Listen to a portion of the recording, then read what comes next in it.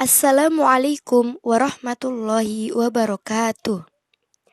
Alhamdulillahirabbil alamin wa bihi nasta'in wa ala umuri dunya waddin wassalatu wassalamu ala asyrafil anbiya'i wal mursalin sayyidina wa maulana Muhammadin wa ala alihi wa sahbihi ajma'in. Yang terhormat Bapak Mustajab MPDI selaku dosen pengampu mata kuliah ilmu kalam dan teman-teman dari kelas 1 PAIB yang berbahagia. Alhamdulillah, puji syukur kehadirat Allah Subhanahu wa taala yang telah melimpahkan rahmat, taufik, hidayah serta inayahnya kepada kita. Sholawat serta salam semoga tetap tercurah kepada junjungan kita Nabi Agung Muhammad Sallallahu Alaihi Wasallam yang kita nanti-nantikan syafaatnya di yaumul akhir. Dan semoga kita termasuk umat yang mendapatkan syafaat dari beliau. Amin Allahumma amin. Baik, perkenankan kami di sini dari kelompok 10 yaitu Ahmad Fakhri Nur Faiz, Mufidatus Sholihah, Lena Mariana, dan saya sendiri Anggiani Halimatus Sa'diyah akan menyampaikan hasil diskusi kami mengenai pemikiran kalam kontemporer Hasan Hanafi. Baik, langsung saja kita ke materi yang pertama, yaitu akan disampaikan oleh Mufidatus Sholihah. Kepada Mufidatus Sholihah, disilahkan. Biografi Hasan Hanafi. Hasan Hanafi lahir di kota Kairo, Mesir pada tahun 13 Februari 1935, berdarah Maroko. Pendidikan diawali di pendidikan dasar, tamat tahun 1948, kemudian ke Madrasah Sanawiyah Khalil Agna, Kairo, selesai tahun 1952. Selama di Sanawiyah, Hanafi sudah aktif mengikuti diskusi-diskusi kelompok Ikhwanul Muslimin, sehingga dia paham tentang pemikiran yang dikembangkan dan aktivitas-aktivitas sosial yang dilakukan oleh organisasi tersebut. Selain itu, ia mempelajari pemikiran-pemikiran Sayyid Qutb pada tahun 1984 sampai 1966 tentang keadilan sosial dan keislaman. Hanafi memperoleh sarjana mudanya dari Universitas Kairo, jurusan Filsafat Fakultas Adab tahun 1956. Kemudian dia melanjutkan ke Universitas Sorbonne, Prancis dengan konsentrasi kajian pemikiran Barat modern dan pramodern.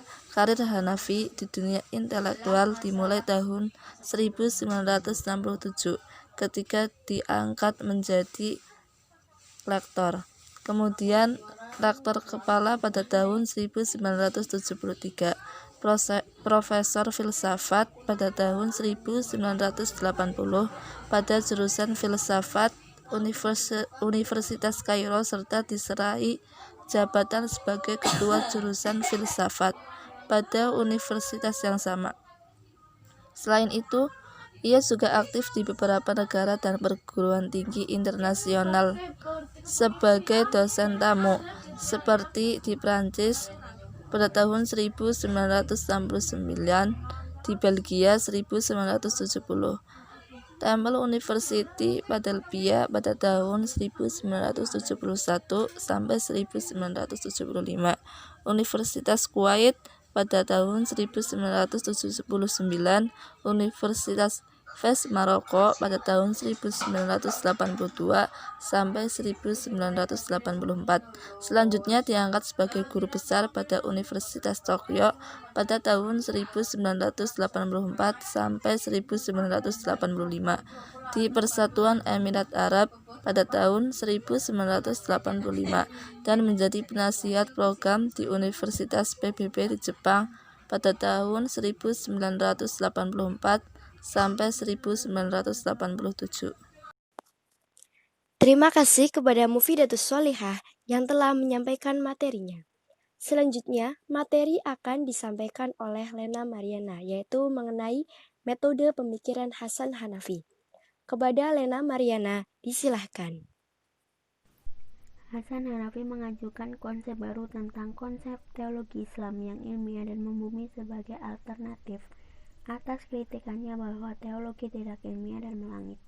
Karena itu, gagasan Hanafi berkaitan dengan teologi adalah berusaha untuk mentransformasikan teologi tradisional yang bersifat teosentris menuju antroposentris, dari Tuhan di langit kepada manusia di bumi, dari tekstual ke kontekstual, dari teori kepada tindakan, dari takdir terkungkung pada takdir kebebasan.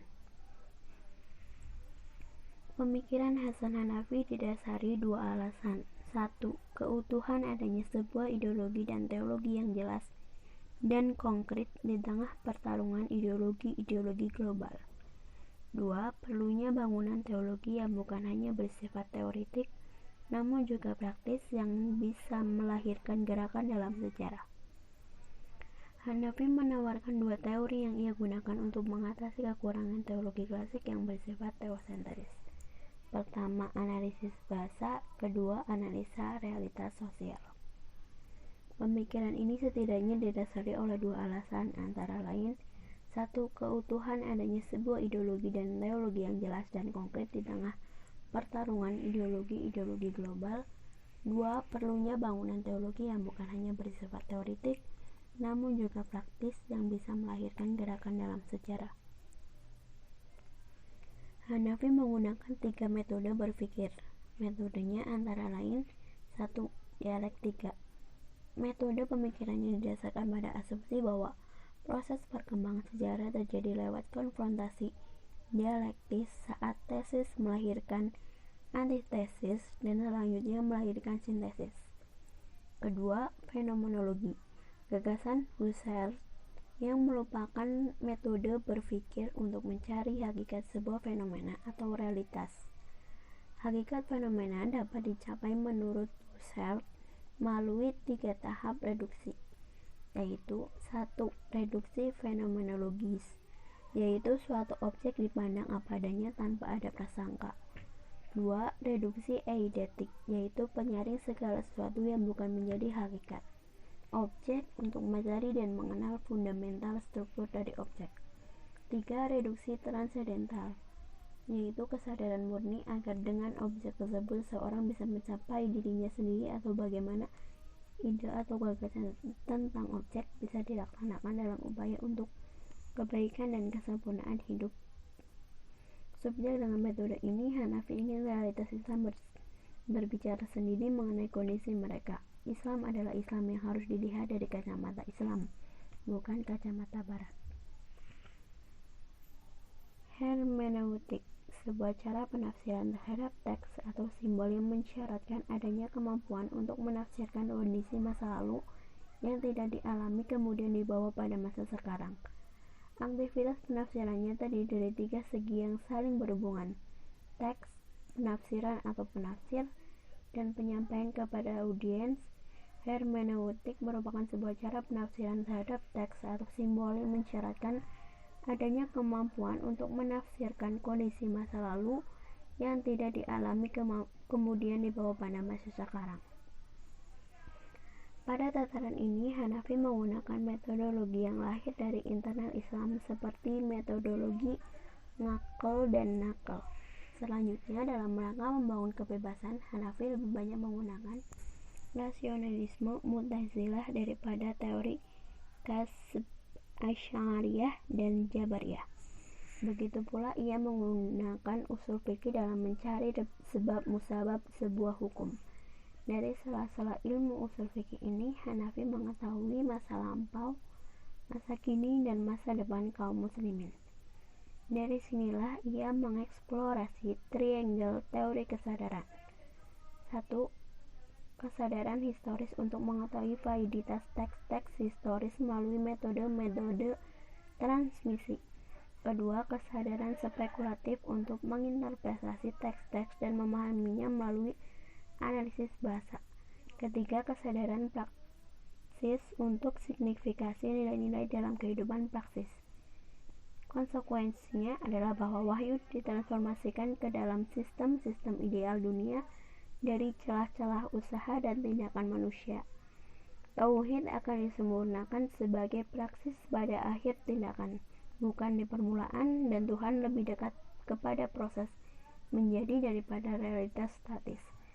Dengan demikian, Hanafi banyak memakai teori klasik yang berkembang dalam tradisi Islam, tentunya dengan kritisme yang ketat. Terima kasih kepada Lena Mariana yang telah menyampaikan materinya.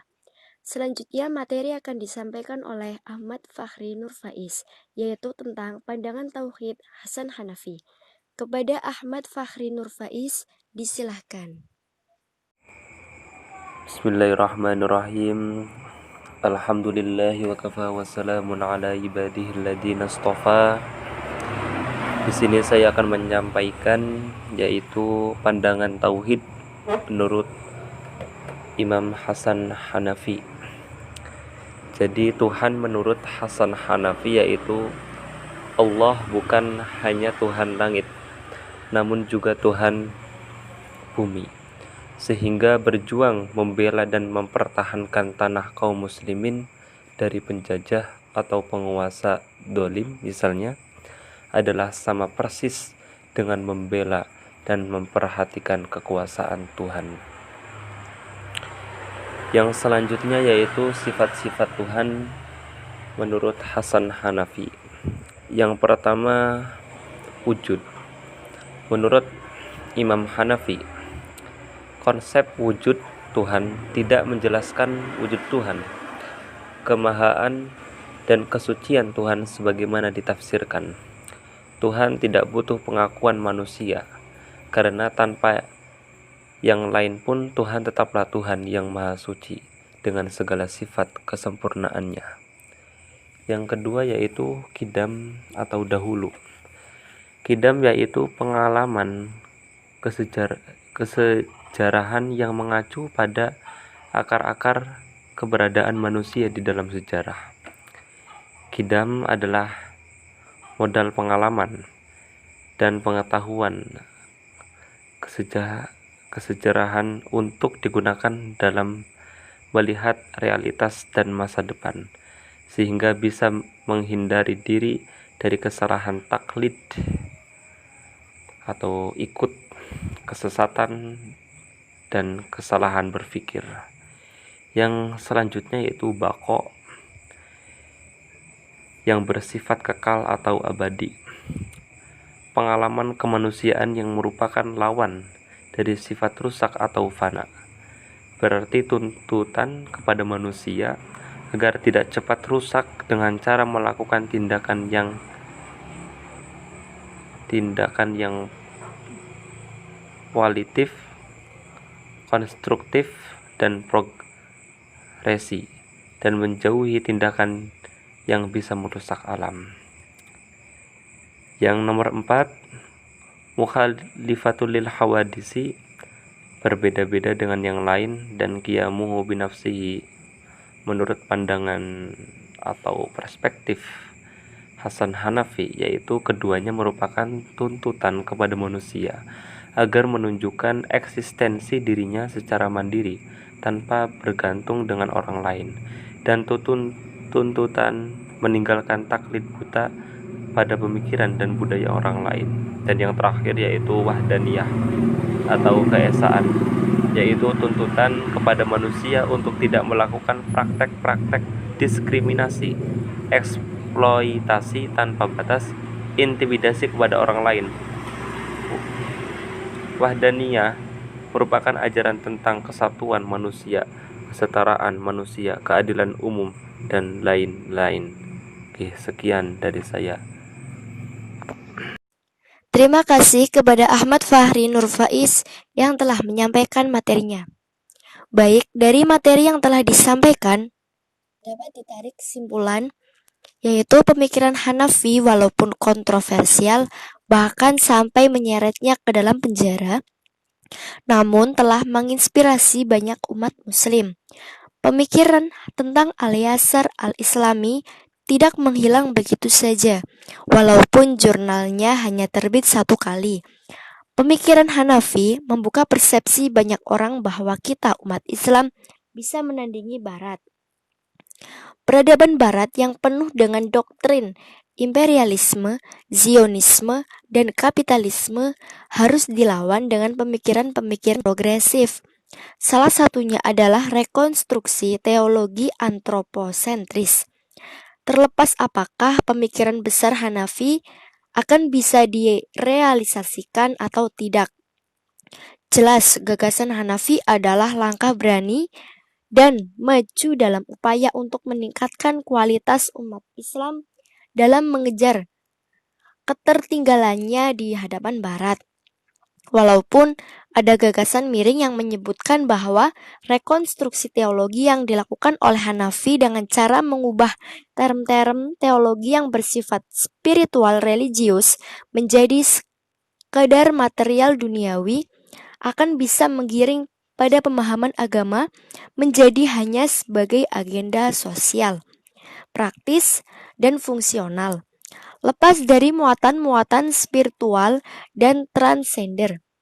Namun, sangat jelas bisa ditarik kesimpulan kalau pemikiran Hanafi dalam dunia Islam patut untuk dijadikan kajian dan tidak bisa dianggap remeh. Sekian materi yang dapat kami sampaikan. Semoga bermanfaat dan mohon maaf apabila masih terdapat kekeliruan, kesalahan, maupun kekurangan dari materi yang telah kami sampaikan. Sekian dan terima kasih. Wassalamualaikum warahmatullahi wabarakatuh.